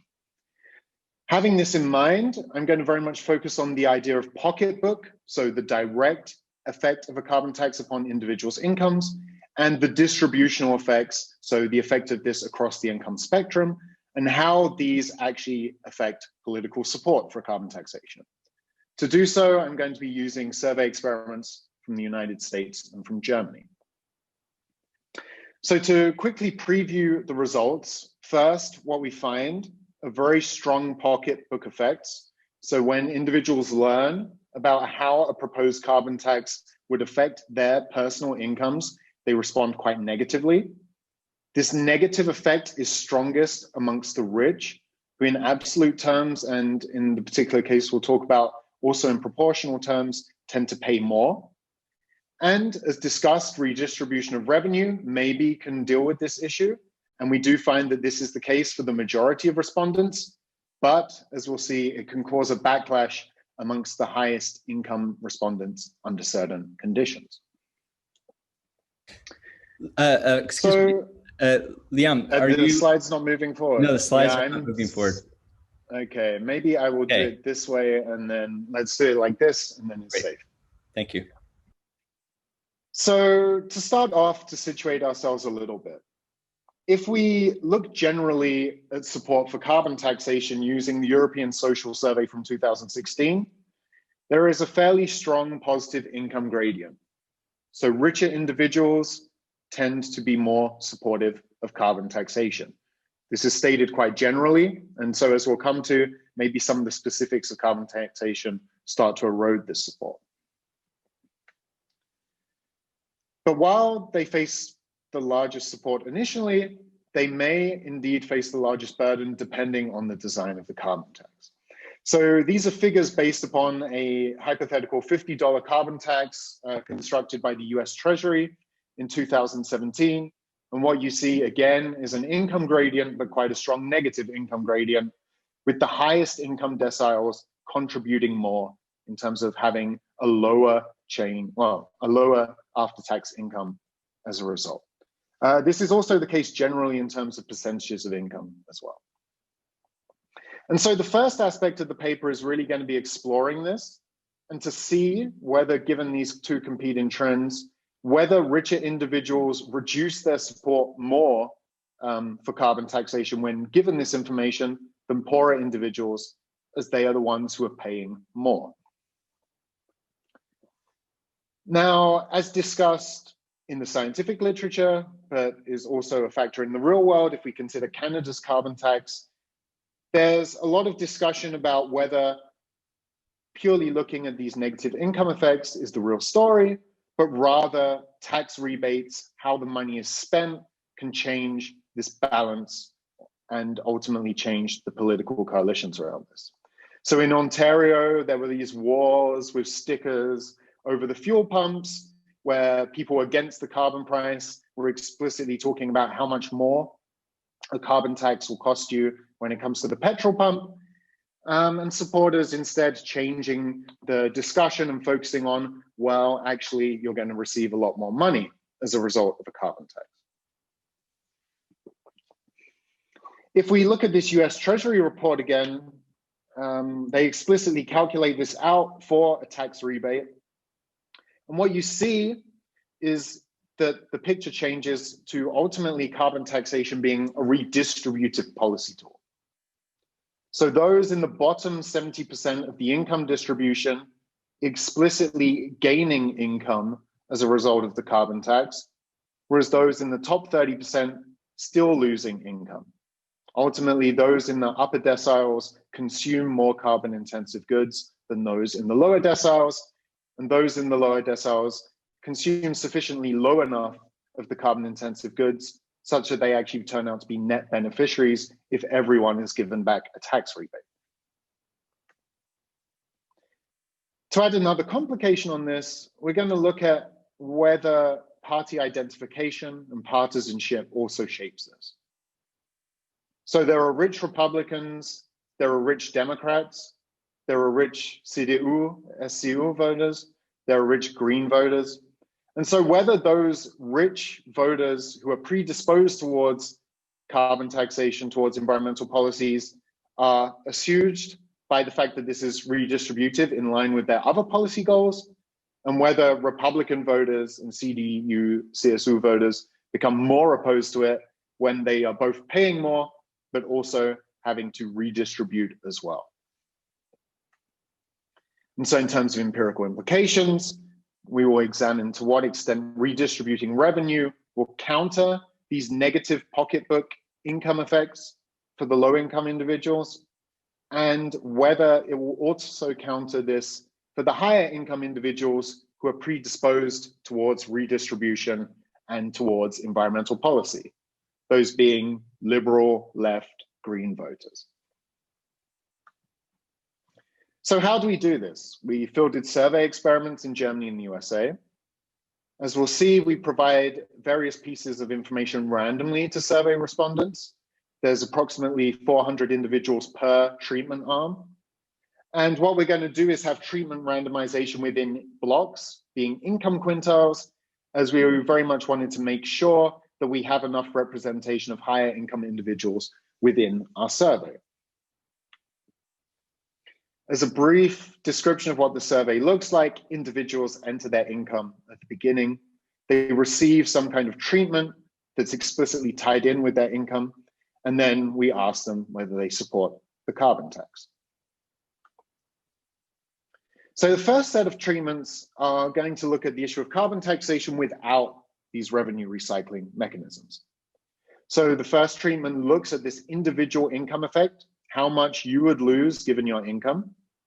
The second shows the broader picture of the distribution of effects across the income spectrum.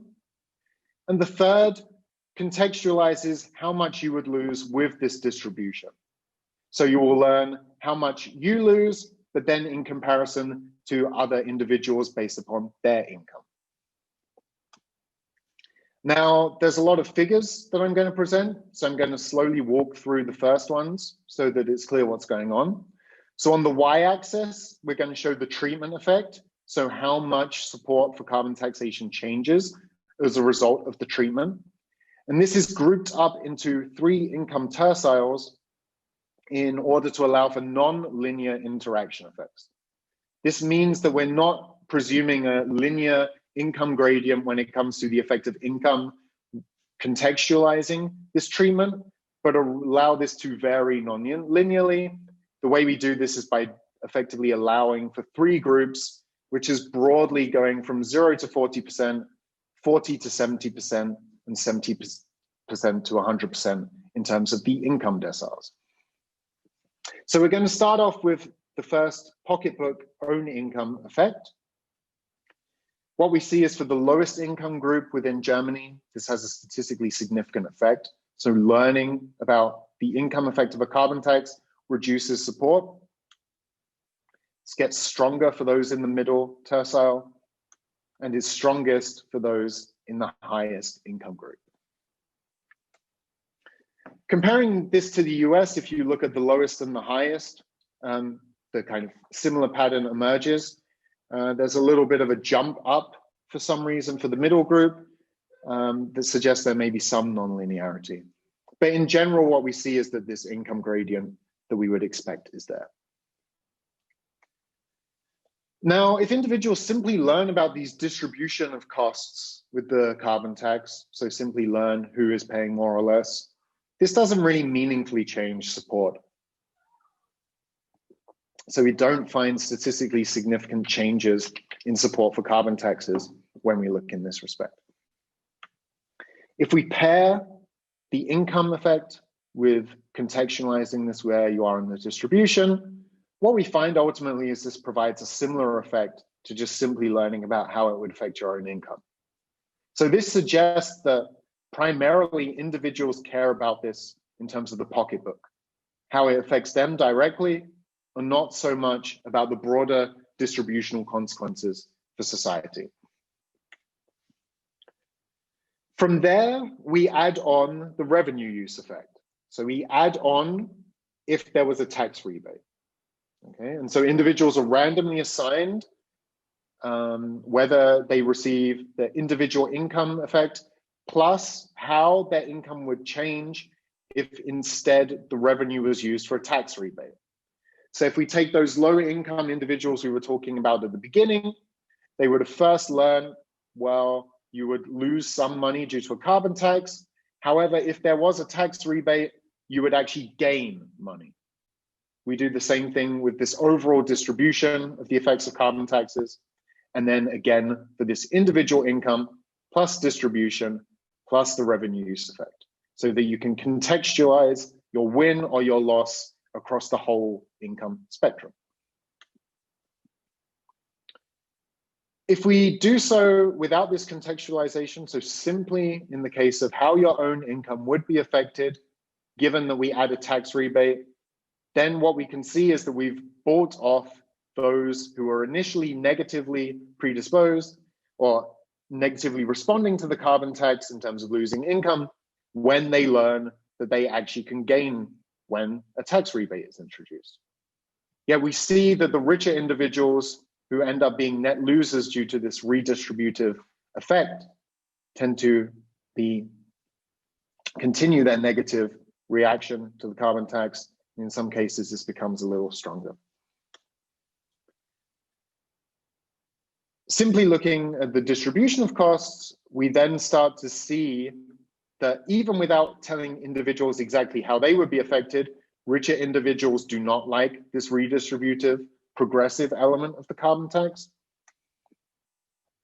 And this is again confirmed and to some extent compounded in the case of the US, when it's all put together in terms of individuals learning about how it would affect them directly, the overall redistributive effect within society from this use of revenue.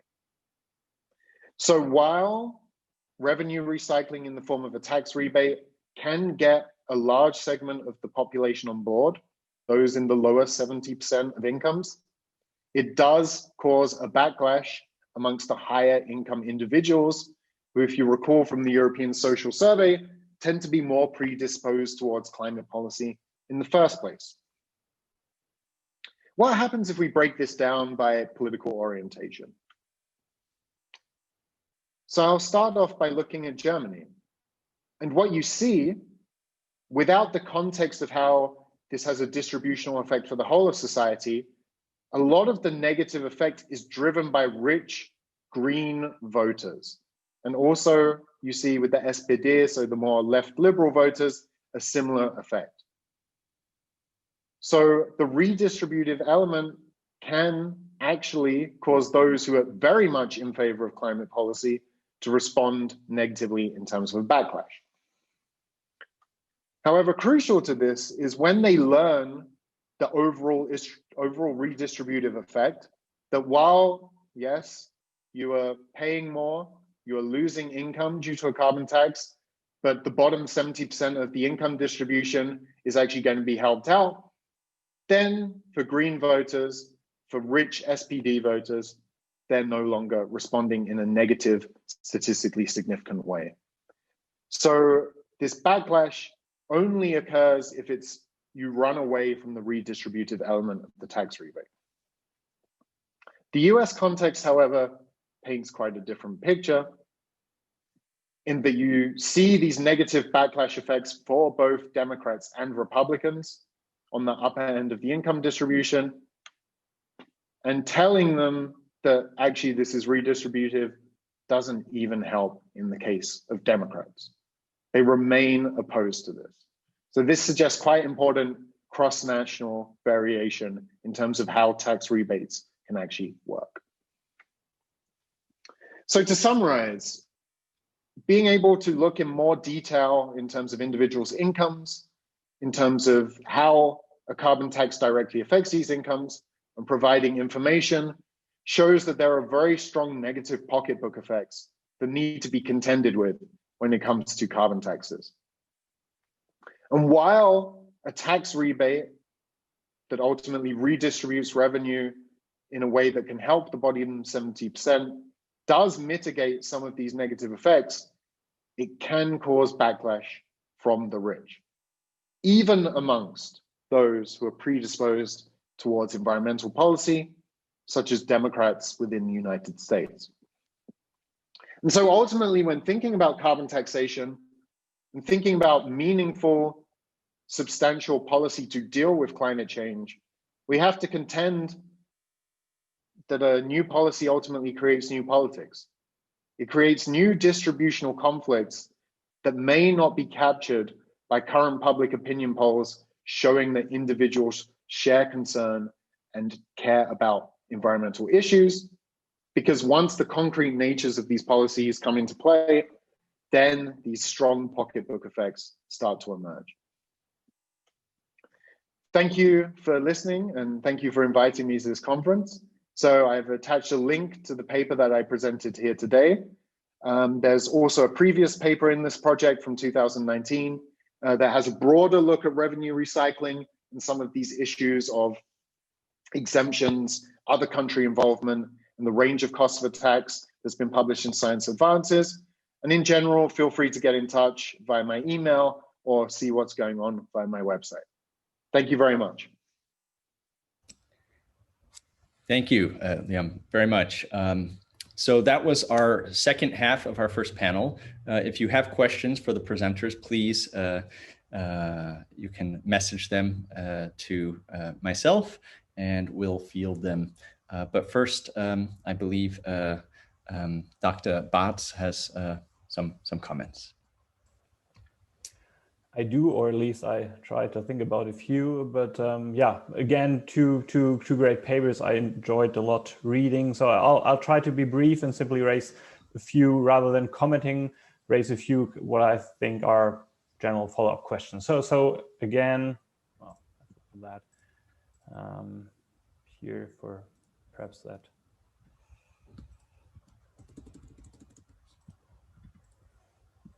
Okay.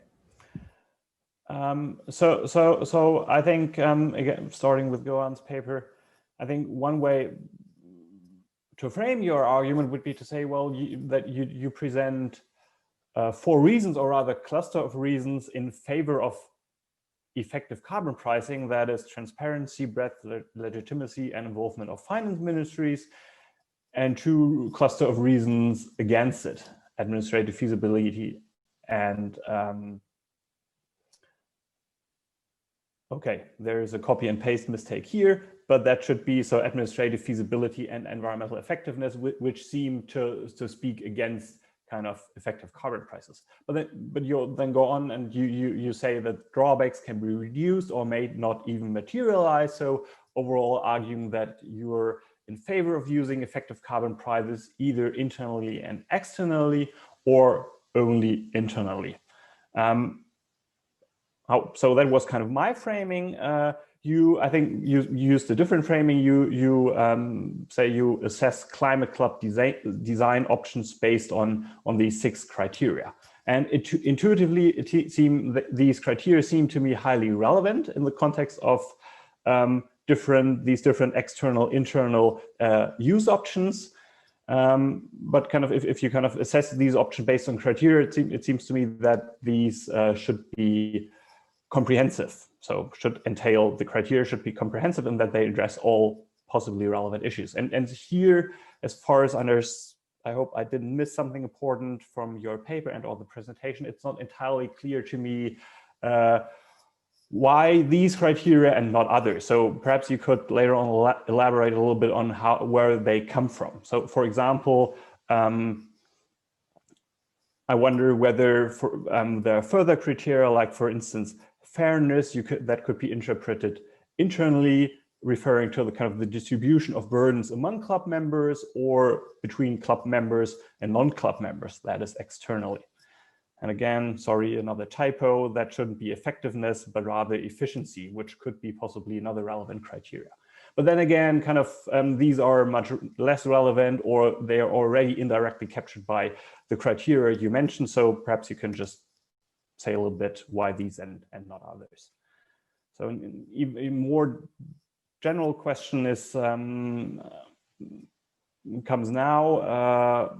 I do think that climate clubs may be a quite desirable way forward. It may be an option to introduce carbon pricing where it's possible, or carbon taxes, but kind of how, and you analyze these options very clearly, and my kind of follow-up question would be, what are realistic ways to implement such a climate club? So who should initiate it? Who are possible founding members?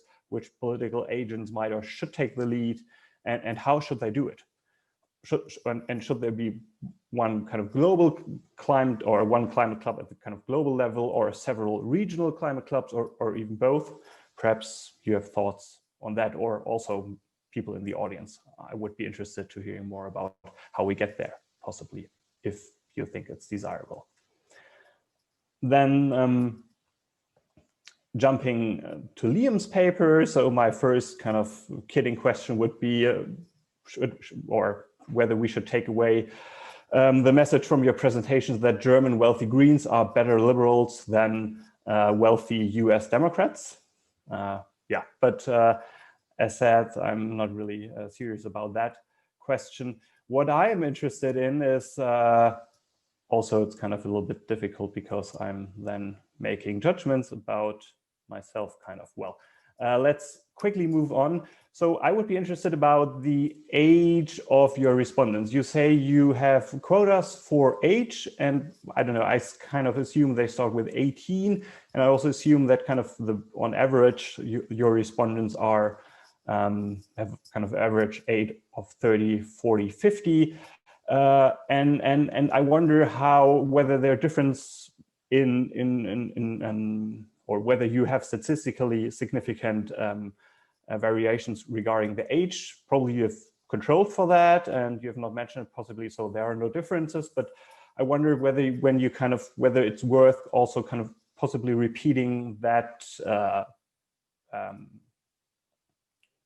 that experiments with teenagers or kids even. I mean, of course, that's more difficult because they're less familiar with managing substantial income, but might be still insightful in the sense that at least I take it that a substantial segment of the young European population, I'm thinking here of Fridays for Future and other people, have a very different stance or are much less open to carbon taxes. So I'm interested here whether you can say something on different, or whether you have evidence for, or you could generate evidence for some kind of clash of generations where kind of the wealthy old people react quite negatively to these taxes and to certain redistributions or tax rebates, but the younger, or let's say the very young, do not, possibly also because they are less affected by climate change.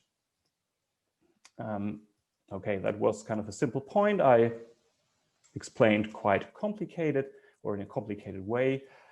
My second point is also, again, just a general follow-up question. So interesting result, but kind of what do you make out of that? Do you have any kind of, if I ask you for policy advice, what would you recommend? Would you say, well, don't implement a progressive tax, or don't be transparent about the real cost distribution of progressive tax, which would kind of, yeah, I would be interested in what Katja would have to say on that. Or would you say, well, probably then we should implement these taxes without the consent of those wealthy but possibly influential individuals? My final point is a point I think that is rather, or concerns all four papers that we have discussed. What should we do with revenues from carbon taxes? You mentioned, all papers mention different options. You could support disadvantaged poor households. You could support in one way or another further greenhouse gas reductions by, for example, investing that in a green technology fund, but there are plenty of options.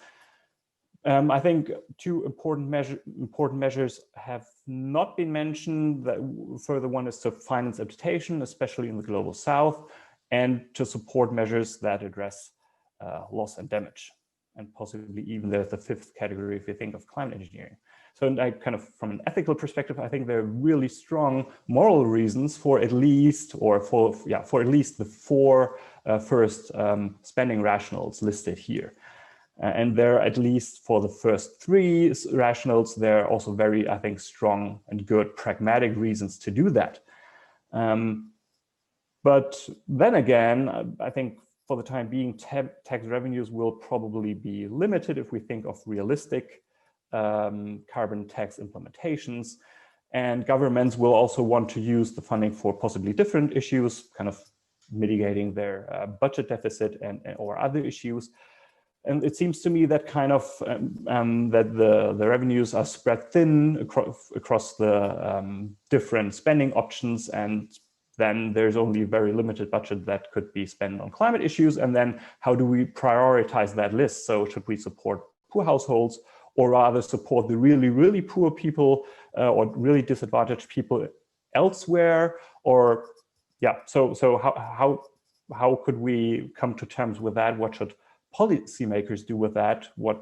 How should we assess these options? I think, yeah, that's kind of a difficult question where I would be interesting to hear all your thoughts on what to do with that. So I promised to be brief. I was not really much briefer. Sorry about that, but I stop now. Thank you so much, Christian, for your really constructive comments. And I know I've received from some of the presenters their thanks. So thank you again. It's a pleasure to have somebody so knowledgeable about these questions, on many different domains to discuss them. So as we're also still welcoming in comments from all the attendees, we have received many questions already.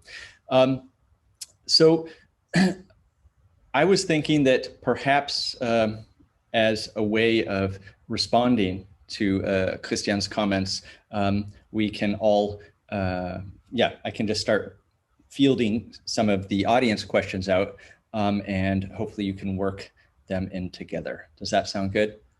So we have about 25 minutes for discussion amongst us all.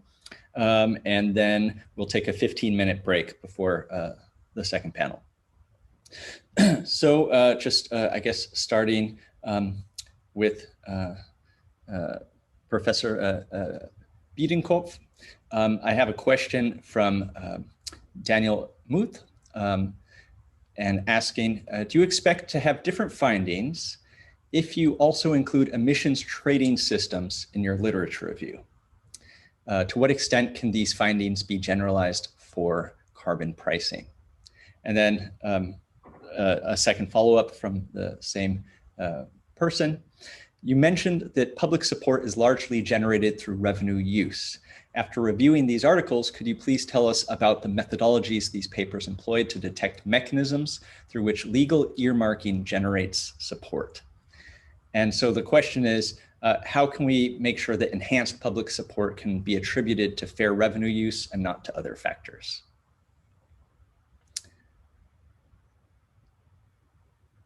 You want me to answer? Please. Yeah. Okay, thank you. Thank you very much to all of you, and certainly thank you very much to Christian for not only providing comments, but actually helping us or thinking with us along the lines of an additional co-author to really help us further work on the structure and on how to proceed with the paper. Actually, don't have many comments on what Christian suggested. I think it's very useful, and I absolutely agree that looking at actors, structures, and the different things that you said. So I guess there I'll keep it brief and say a big thank you. In response to Daniel's question. Well, we started off with carbon taxes. We haven't done the same thing for ETSs. So I can only speculate, but not tell you or give you an answer based on actual review or research. I do think that you will find some differences though. And certainly with regard to the public support, which was also then the second part of your question. I think that carbon taxes are often more into your face. It's much easier to see and to know how much the price increase will be. As I said, these framing studies, they find that you calling it a tax is already generates some resistance among the public. So I think that an ETS, given it's so complex and that the price impact often is less predictable in a way, which then makes it also less tangible for consumers, would lead to some difference in terms of public support. For a number of the other factors, I would need to speculate, and I don't really know exactly how that would turn out. But of course, there's also some similarities, and we'll tell you in half a year's time the answer, because we will certainly review the literature on the ETS as well. Public support and the methodologies. I'm not sure whether actually one of my co-authors who focused on that section wants to respond. I can't remember who did it. So if they're all in the call, and I don't want to monopolize. If you quickly let us know, then you can answer. Otherwise, we lose too much time. No response? So actually, a big part of the work that we reviewed was Liam and Thomas's paper, research on those topics, and what I find interesting is that there's a number of studies that find that in principle, people support fairness. So they support that poor households should be compensated more, that equity should be taken into account. And then when you confront them with the kind of questions and studies that Liam just presented, then they actually prefer earmarking, and they support earmarking much more, because then they know that the revenues are spent for low carbon technologies, renewable energies, and the like. So, and most of those studies are either case studies or the kinds of survey experiments. And there's a follow-up question about earmarking, actually, Katja, and this is from Mark Fleurbe. Is there evidence that people who would benefit from redistributing the tax revenue are likely instead to support investing in green investments, even if this is less directly beneficial to them? That's what a number of studies actually find, that, and I think it links to this trust in government. They don't necessarily trust the revenues just going into the big bucket, and they don't know how it's spent. But if it's actually clear that it will be spent on, as I said, renewable energies and others, other purposes, then the support seems to be increasing. Thank you. Well, I just want to thank you for a very interesting systematic review, which is I would say a novel way of looking at some of these arguments using mixed methods. So anytime, please, if there are other speakers who have questions as well for each other, that is most welcome, or a dialogue with our discussant as well. But in the meantime, I'll move on to some questions that have been posed to Kian. So we have Coralie Bullard asks, one of your claims is that taxes do instigate behavior change.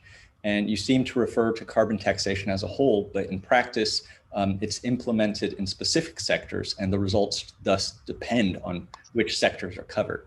So for instance, in the building or heating sector, pricing carbon essentially means that residents are faced with higher costs for heating, but do not necessarily have the power or agency to opt for low carbon alternatives. For example, this would be in the hands of building owners, not the residents themselves. And so how does sectoral specificity and relative demand inelasticity work in your model? Thanks so much, and I also wanted to thank Christian as well for his really helpful comments. But thanks for the question, Coralie Bullard. I think that's a really fabulous point. So the short version is, the worry is carbon prices don't feed directly into costs for individuals, in particular the principals who should face the cost. There might be agency issues where the agents don't face them, and that can lead to versions of externalities or certain kinds of market failures. Yes, that is absolutely correct. So I think that in some sectors and in some contexts, carbon prices will have less effect on behavior, or maybe even none if it's sufficiently problematic. So I think that your case is a good one. So if there are renters, they don't face the costs of the cost of certain kinds of heating bills and so forth, perhaps. Another one at a larger scale has to do with carbon prices across regions or across states. If you have them across regions, it might be that it's more effective to have certain kinds of leakage where people go across the border and they get it from a different region, which isn't priced or not priced as much, and so forth. So there's various ways that carbon prices can fail to have their intended context if you're talking about the right kind of sector or the right kind of structure where it's not uniform, where you don't have the kind of border adjustments. So I actually am happy to grant that. I think you're right. There are some cases where it's not going to succeed in changing behavior. I think there's two things to say. The first is that my paper is sort of intended to address the concerns of what I'm thinking is the average citizen who sort of isn't quite as sophisticated. And so most of their costs are not going to be of that structure. But I agree that some of them are. And so in some cases, this will be a problem. But I think that that's sort of less of a problem. It's only a relatively small part. And I do say in the paper that I think you would want to supplement carbon pricing with other sort of complementary policies which might address some of those gaps. So the first thing, go ahead. We do have a few more questions for you. Yeah, I'd like sure. to Thank you. at least field at you, and then you can do what you'd like with them. So one is from Laurie Durrell asking, you say now is a better time to introduce carbon pricing than under normal conditions. Do you think that's also a better time to introduce a border adjustment mechanism? And then we have from Lucas Tank. As you know, I worry about the effectiveness of fair carbon pricing. In particular, I'm unsure whether what might be called middle-class people will lower their emissions if the tax and refund package is such that these people don't have, that they make a financial net gain, even if they do not change their behavior and continue emitting as before. And this is, a common concern. I would classify such a policy as fair so far as it distributes burdens fairly, but we can be certain that we cannot be certain that these people will lower their emissions enough based on financial incentives, right? So how do we sort of deal with this dilemma, right? That carbon taxes plus refund packages that are admittedly fair might be sort of self-undermining in their overarching goal. Thanks. So thanks to all those, and I'll be briefer. So apologies for that. So yeah, thanks, Lori. So Lori Durrell asks about border carbon tax adjustments. Do we want those in addition, or is it a better time for those? So I would suggest that BCAs are a helpful supplement to carbon taxes to make to avoid some of the kinds of market failures that the previous questioner also mentioned. So I think the arguments for carbon pricing, increased ambition in carbon pricing, are almost exactly the same as the arguments for border carbon adjustments. You would want to supplement them in order to prevent some leakage. So I think that that's correct. In terms of Lucas's question, thanks for that. So Lucas and I have had a little bit of a back and forth on this, so that's been really helpful. I think he's saying, well, with this middle group, I've defined them as those that are sensitive to the change, but they might be getting, if depending on where they are on the income scale, they might end up net ahead. So would they continue to reduce their emissions?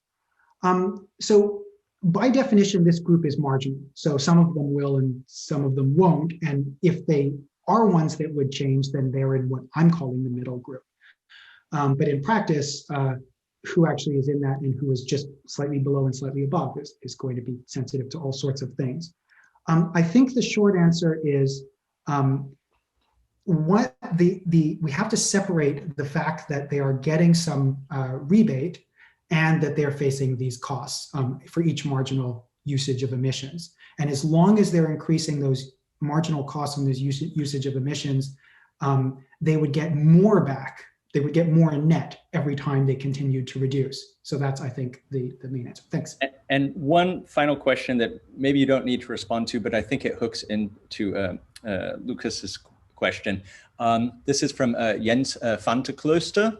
And Jens asks, your third, this builds on Christian's sort of comment about your third argument, Kian. And this is that you present a carbon tax as a default, tried and true method, but is this necessarily true for the high levels of tax arguably needed, right? So perhaps you need to do a little bit more work here to show that carbon taxes will do better than what you refer to as command and control. And Jens is not convinced by that term either, or systematic change. So let's just leave that last question there. And perhaps at the end we can come back to it. And move on to some of the questions that were raised for Goran. So from Gabriel Weil, Weil, my apologies. We have the question for Goran. I like the effective carbon price idea. but I'm not sure how far it goes or if it goes far enough. How do methodologies for effective carbon prices account for the continuum of more and less price-like policies? This makes me think that we should use a top-down carbon price equivalent metric based on aggregate emissions. And Gabriel Wheel has a paper in SSRN that relates to that. And an instance of this would be like tradable performance standards that wouldn't count as part of an effective carbon price, right? So how do we take account of all these sort of different schemes in the effective price? Is there a principled place to draw the line for what policies to include and which to exclude? Goran. Thank you a lot for the comments. Let me start to respond to Christian. Thank you a lot for the comment. I think you hit one of the issues that I was most worried about when I was writing this paper, about that it seems that the criteria that I use to evaluate different options are not, let's say, are ad hoc. So I could consider other criteria and then the result of the analysis could be different. That's a fair concern. Maybe I should write it more, I should specify that some of the criteria that I used are those that are more commonly considered in the literature. Maybe that could be a good way. And then there are other ones, like the inclusion of finance ministries in the policy debate. I think it's not something that has never been discussed related to this specific topic, but it's useful for me to know that it reads that way so that I can change it. So thank you for that. On the Gabriel's comments, I think also this is really, I think probably the most difficult question to address when you focus on effective carbon prices. And there is, I mean, you probably know this, there is a lot of policy debate on which one should be accounted for, which one should not be accounted for. I focus on this paper on fossil fuel subsidies and fuel taxes just because, and probably I should make it more explicit in my paper. I don't think you read my paper, but it's something that is not there, so I should add it, that I focus on that because there is quite a lot of capacity and data in organizations like the IMF, the World Bank, OECD, and therefore there might be more easily, let's say, estimated. Of course, there are political choices on what to include and what not to include, and you might be familiar with the Helsinki Principles signed by finance ministries. I think now there are 56 around the world, where they say we are going to focus on increasing effective carbon prices, and there they actually include tradable performance standards. So it's really a matter, and so it's really a matter of a political debate on what should be included and what should not be included. Please send me your paper. I would like to read your analysis on this respect. I'll forward it to you too. I have the link. Well, that's great. Thank you. But yes, I agree. So my only argument to focus on these two instruments is really that it's probably more feasible the other alternatives that are just less, where there is less capacity in these organizations. Right. Thank you. Great. Thank you. Goran.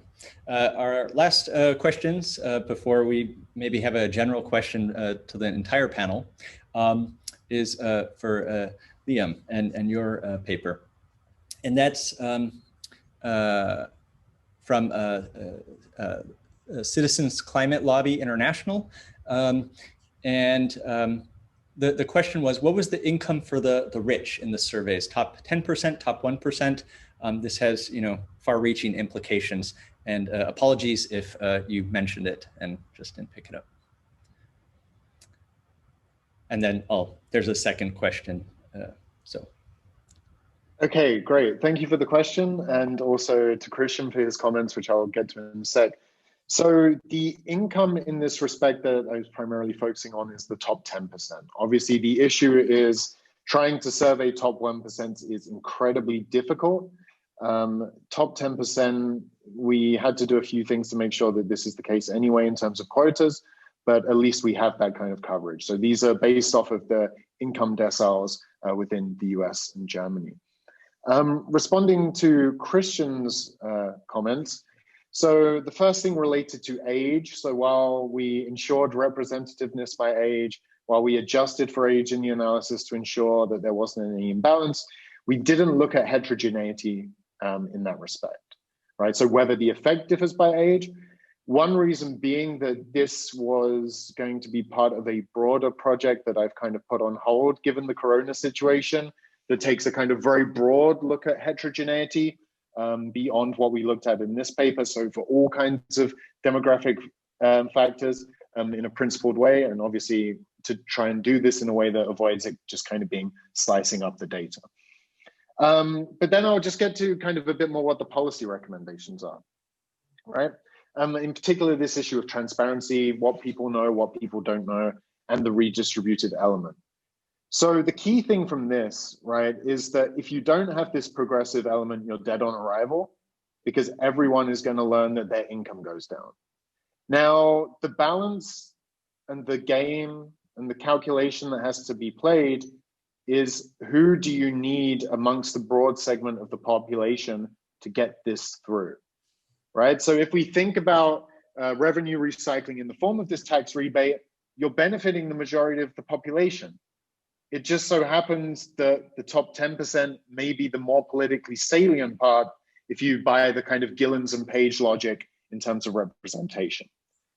Now, the key thing here is that there's a balance across these cross-national contexts, right? So transparency in terms of this redistributive element is going to be fine when you're considering rich green, rich SPD voters in Germany, not so much when it comes to Democrats in the US. But however, as Katja mentioned, and is also a little bit of part of this project I've been working on, the one area of consensus potentially in this is this earmarking towards investing in renewables. So it appears, and this is preliminary work, that Democrats in the US, while they may not be super supportive of this redistributive element, they're fairly on board if it goes to the benefits through renewable investment. So the explicit policy goal, which of course can be for self-interested reasons as well, right? If we know of like solar investments within Germany and the feed-in tariff, that primarily benefited richer segments of society who could actually take advantage of these elements.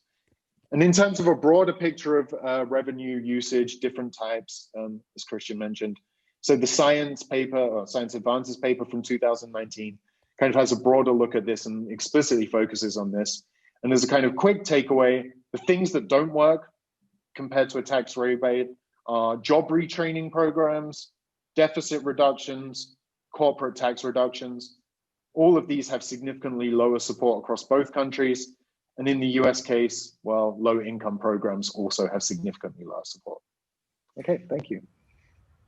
And one final question for Liam before we have a general question to finish. Are you aware of any other studies that pose similar questions, such as how support changes by learning about distributional impact and revenue use carried out in developing countries?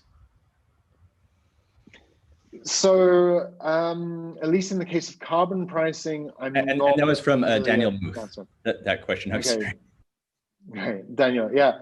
So at least on the specifics of carbon pricing, and actually the specifics done in this way, there is very little, if nothing, done with this. So this paper is really going into the nitty-gritty of looking at the income deciles, looking at specific kind of policy evaluations in this respect. What I can tell you more generally about environmental policies in developing countries, so I've done research in terms of China, India, particularly air pollution in major cities, is that this revenue pledge can help if we're thinking of fuel taxes, right? So Beijing, New Delhi, they have serious issues of air pollution, and there's various ways you can try and combat this. So with some work with Asim Prakash and Thomas Bernauer, we looked into a kind of broad kind of policy constellations and what people will support. And obviously they're very against fuel taxes in this regard. But if you do explicitly link it into funding public transport in terms of these kind of efforts, then they become quite a bit more on board. Although what you do see generally is that these kind of more, to speak with the broader issues, command and control type mechanisms, right? So direct regulation are actually supported quite a bit more than market-based mechanisms in these contexts. And maybe part of this is an issue of fairness and trust in the government. Great, thank you so much. And we're just about at time, but we have a final question to the whole panel from Mauricio Pino. How do these kinds of taxes affect economies dependent on oil extraction? Particularly, I'm thinking in developing countries such as Ecuador. Additionally, regarding Ecuador itself, years ago, the government proposed to keep the oil in the soil, the Yasuni ITT initiative. So not just looking at taxing emissions, but avoiding emissions. This initiative failed completely, and how it comes that the consensus has been stabilized around emissions instead of extraction, which I think these are really great, very sort of wide-ranging questions. I don't know if any of us want to take a shot at in 30 seconds, but you're welcome to before our break. Okay, then with that, or Katja? No? Okay. With that, I was going to say great, but very difficult questions. Yeah. I think that, you know, there are always good things for us to keep in mind. So thank you to all of our panelists. I want to, on behalf of everyone, that was great. And thank you also to our discussant. That was really instructive. We'll take a break for 13 minutes now and be back at the half hour. So thank you.